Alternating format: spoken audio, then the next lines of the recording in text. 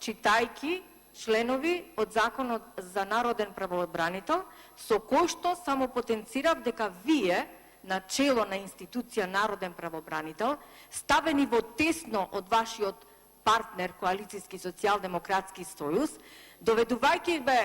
на таква ситуација, да доаѓате тука по втор пат и вие да ја злоупотребувате говорницата,